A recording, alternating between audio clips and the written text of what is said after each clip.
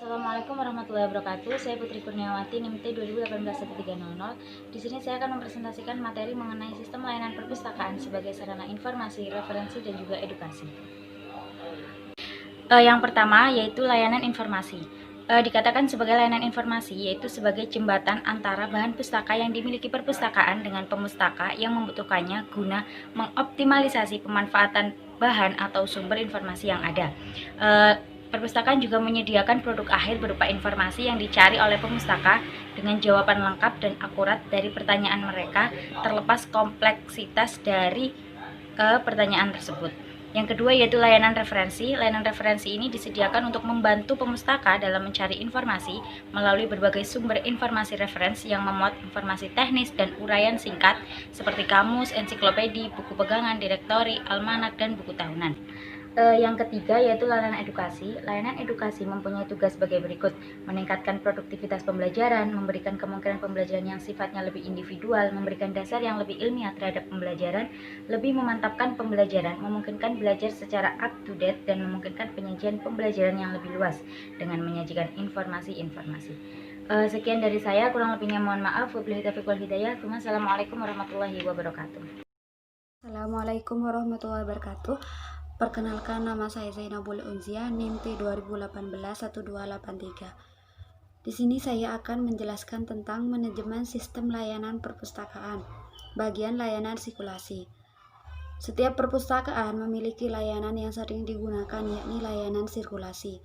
Pada umumnya, layanan sirkulasi di perpustakaan merupakan salah satu kegiatan utama atau jasa utama perpustakaan, karena layanan ini berhubungan langsung dengan pengunjung. Sirkulasi adalah salah satu kegiatan di perpustakaan yang melayani peminjaman, perpanjangan, dan pengembalian buku. Kegiatan sirkulasi dapat dilakukan sesudah buku-buku selesai diproses lengkap dengan label-labelnya.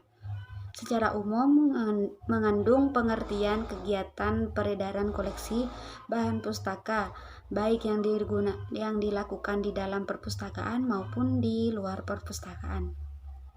Dengan tujuan yang pertama, memungkinkan pengguna menggunakan bahan pustaka secara tepat guna. Yang kedua, memungkinkan pengguna mengetahui bahan pustaka yang dipinjam. Yang ketiga, mengetahui siapa yang meminjam. Yang keempat, menjamin kembalinya bahan pustaka yang dipinjam. Yang kelima, mendapatkan data-data kuantitatif kegiatan layanan sirkulasi. Rangkaian kegiatan sirkulasi meliputi pendaftaran anggota, peminjaman, pengembalian, penagihan, pemberian sanksi, pemberian surat bebas pinjam, dan statistik sirkulasi. Di dalam layanan sirkulasi terdapat perangkat, di antaranya meja layanan dan komputer jika tersedia. Yang kedua, kartu anggota. Yang ketiga, kartu buku. Yang keempat, stempel. Yang kelima, blanko pendaftaran. Yang keenam, bon pemesanan buku. Yang ketujuh, lidah buku, dan lain-lain. Mungkin hanya itu yang dapat saya sampaikan. Kurang lebihnya mohon maaf. Assalamualaikum warahmatullahi wabarakatuh. Assalamualaikum warahmatullahi wabarakatuh. Nama saya Ahmad Ainul Yakin, NIM T 2018-1287. Di sini saya akan menjelaskan mengenai manajemen sistem layanan perpustakaan dalam hal koleksi.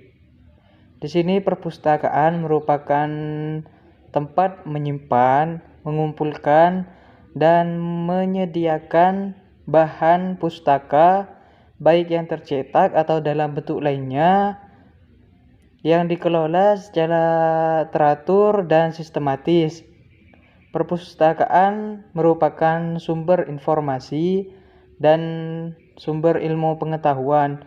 Oleh karenanya harus memiliki koleksi yang memadai.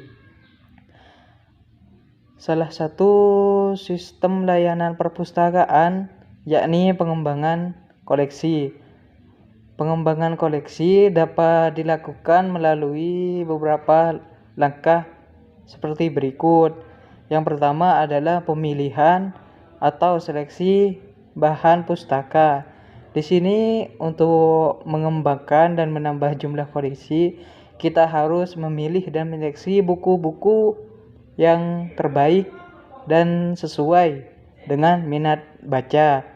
Kemudian bisa menggunakan alat bantu untuk menyeleksi bahan pustaka tersebut seperti alat indeks dan verifikasi. Kemudian memastikan kerelevanannya. Pastikan buku tersebut relevan dengan keadaan kontemporer, dengan kebutuhan pembaca, dan berorientasi kepada kebutuhan pembaca, baik masalah pembelajaran, minat baca, dan lain-lain. Sebaiknya perpustakaan selain memiliki koleksi buku-buku pembelajaran, juga diiringi dengan buku-buku majalah, novel, cerita fiksi, dan lain-lain untuk menarik minat baca. Kemudian juga memikirkan mengenai kelengkapan koleksi, juga kemutakhiran antara buku lama dan buku baru, antara pelajaran satu dan yang lainnya. Koleksi-koleksinya diusahakan lengkap, banyak, dan menarik. Kemudian juga bekerja sama antara pimpinan dengan sumber daya manusia, pegawai perpustakaan, dan juga dengan lembaga-lembaga lain, dengan percetakan, dengan perpustakaan lain, untuk bersama-sama mengembangkan koleksi yang ada di perpustakaannya. Kemudian setelah itu, buku-buku atau koleksi yang ada di perpustakaan tersebut dievaluasi, yang kurang relevan bisa ditukar atau juga bisa dijadikan koleksi tetap. Kemudian koleksi-koleksi yang ada di perpustakaan tersebut harus dirawat sebaik mungkin supaya dapat tahan lama. Kemudian perpustakaan harus memiliki koleksi yang baik. Sumber pengadaan koleksi buku-buku bahan pustaka bisa berasal dari pembelian. Pembelian di sini atau penambahan koleksi bisa dilakukan dengan sistematika yang sudah diatur dengan kesepakatan pemimpin perpustakaan. Kemudian bisa dari pemberian, bisa berbentuk hadiah ataupun sumbangan dari lembaga atau orang-orang atau para pustakawan. Kemudian bisa juga melalui tukar-menukar. Buku-buku yang kurang relevan bisa ditukar dengan perpustakaan lainnya yang mungkin membutuhkan materi tentang hal yang kurang relevan di perpustakaan tersebut, sehingga bisa saling menguntungkan. Kemudian juga bisa membuat sendiri bahan pustaka. Perpustakaan perguruan tinggi biasanya sudah mumpuni untuk membuat bahan pustaka sendiri melalui karya-karya para dosen, para peneliti, yang itu cukup memadai untuk dijadikan sumber informasi dan ilmu pengetahuan. Kemudian dalam pengembangan koleksi tentunya pasti memiliki hambatan-hambatan yang terjadi biasanya karena kurangnya pendanaan, kemudian juga kurang maksimalnya kinerja pustakawan, kemudian juga bisa karena kekurangan sarana dan prasarana, tempat yang kurang memadai. Kemudian juga pengembangan koleksi atau bahan pustaka ini harus disesuaikan dengan kebutuhan masyarakat dan juga dapat menarik minat baca, sehingga perpustakaan tersebut jadi sering dikunjungi dan banyak yang membaca di perpustakaan tersebut. Terima kasih. Wassalamualaikum warahmatullahi wabarakatuh. Assalamualaikum warahmatullahi wabarakatuh. Nama saya Noval Ahmad Fatoni, NIM T 2018-1298. saya akan menjelaskan materi tentang bagaimana sistem layanan perpustakaan sebagai sarana rekreasi. Fungsi perpustakaan sebagai tempat rekreasi bagi perpustakaan dan masyarakat tertuang jelas dalam pasal 1 ayat 1 Undang-Undang Nomor 43 Tahun 2007 tentang perpustakaan, yakni bahwa perpustakaan adalah institusi pengelolaan karya tulis, karya cetak, atau karya rekam secara profesional dengan sistem yang baku guna memenuhi kebutuhan pendidikan, penelitian, pelestarian, informasi, dan rekreasi para perpustakaan. Selain itu, pada pasal 3 juga menyebutkan bahwa perpustakaan berfungsi sebagai wahana pendidikan, penelitian, pelestarian, informasi, dan rekreasi. Untuk meningkatkan kecerdasan dan keberdayaan bangsa, menurut undang-undang tersebut, jelas perpustakaan umum merupakan tempat untuk rekreasi sekaligus sebagai wahana wisata pendidikan. Wisata pendidikan di sini adalah suatu program di mana peserta melakukan perjalanan wisata pada suatu tempat tertentu, baik secara individual atau kelompok, dengan tujuan utama mendapatkan pengalaman belajar secara langsung dari lokasi yang dikunjungi.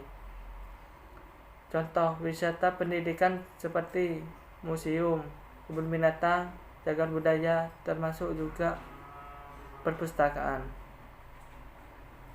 Permasalahannya adalah bagaimana cara menjadikan perpustakaan umum sebagai sarana rekreasi eduktif untuk keluarga dan masyarakat pada umumnya. Banyak perpustakaan umum yang seolah tidak mengembangkan fungsi sebagai tempat rekreasi dengan alasan keterbatasan dana. Alasan itu sebenarnya tidak sepenuhnya karena pemerintah biasanya membebankan tugas tersebut pada dinas pariwisata. Namun sebenarnya disinilah dibutuhkan kreativitas pengelola perpustakaan umum untuk mengeluarkan ide dan inovasi bagaimana fungsi perpustakaan umum sebagai tempat rekreasi bisa direalisasikan. Gagasan dan ide-ide baru sangat dibutuhkan untuk membuat pandangan masyarakat menjadi tertarik dengan perpustakaan. Cara menjadikan perpustakaan sebagai sarana rekreasi keluarga yang berpendidikan antara lain dengan menyediakan ruang baca yang nyaman sehingga pengunjung betah, termasuk juga ruang anak. Adanya fasilitas komputer untuk akses internet gratis. Adanya free hotspot yang luas. Tersedia ruang multimedia termasuk mini teater untuk menonton film-film eduktif. Adanya ruang yang berisi alat permainan eduktif. Adanya taman untuk berkumpul. Adanya ruang pameran dan kantin. Sedangkan untuk